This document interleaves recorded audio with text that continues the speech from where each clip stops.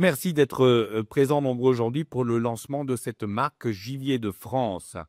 Avec le lancement de cette marque label, nous franchissons, mes amis, aujourd'hui, une étape majeure.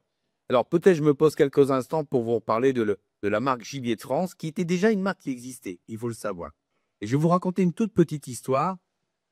Quand j'arrive président il y a 9 ans, je me dis: «Écoute, c'est pas possible», on en discute avec le directeur, avec tout le monde. Je dis: «Il y a vraiment un problème avec cette marque Gibier de France, puisque tout compte fait, dans Gibier de France, on trouve à peu près tout sauf du gibier de France. Donc c'est quand même un peu compliqué».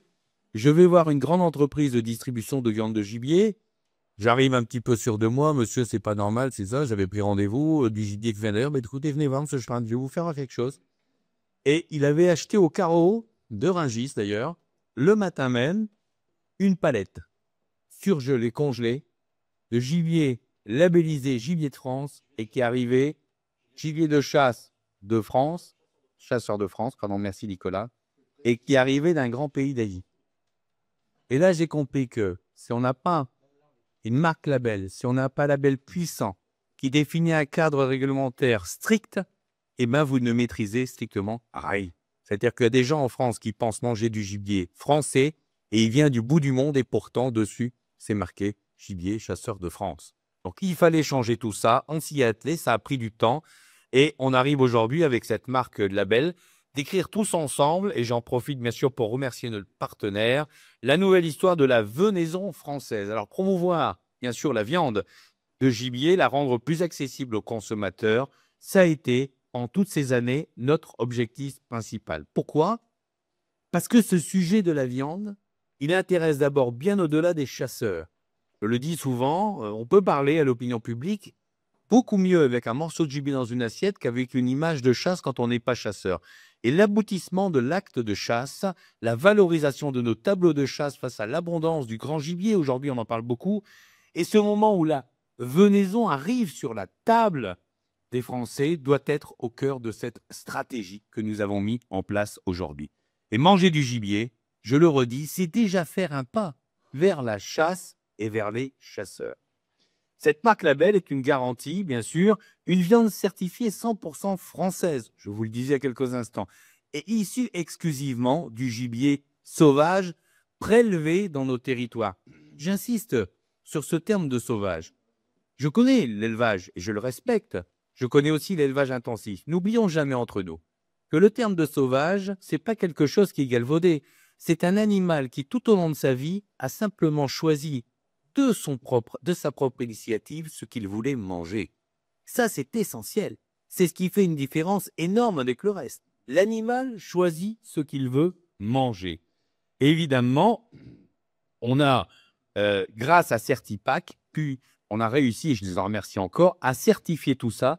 Et c'était quelque chose d'important, un gibier sauvage qui a choisi toute sa vie ce qu'il voulait manger. C'est aussi un engagement, celui d'assurer une traçabilité totale et une qualité exemplaire du territoire de chasse jusqu'à l'assiette, bien sûr, et répondre ainsi à une exigence forte de confiance et de transparence. Chaque pièce est contrôlée, chaque étape, grâce au label, respecte scrupuleusement la réglementation en vigueur. Nous voulons évidemment que la qualité française soit reconnue. Alors, un gibier qui vient de l'étranger, je l'entends, mais c'est pas un gibier sauvage. On a aujourd'hui, je vais prendre 2 exemples, peut-être me fâcher avec des gens, mais un cerf de Nouvelle-Zélande qui est élevé dans un parc, ou un lièvre qui arrive effectivement de l'Est de l'Europe, eh ben, il a les mêmes granulés à manger.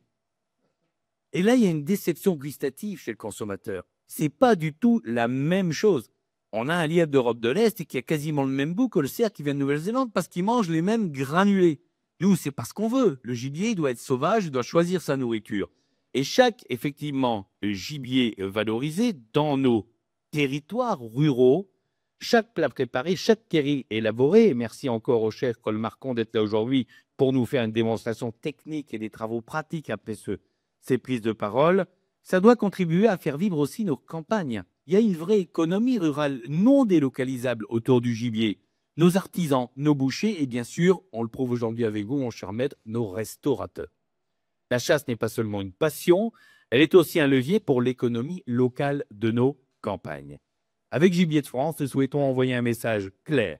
Le gibier n'est pas seulement une tradition, il est aussi moderne. Il est moderne. Quand je vois qu'on gagne un peu plus d'or avec une pièce de gibier, c'est moderne manger du gibier. Et sa modernité est enracinée dans la nature, dans notre ruralité et dans le plaisir simple, bien sûr, de manger. Et j'en sais quelque chose.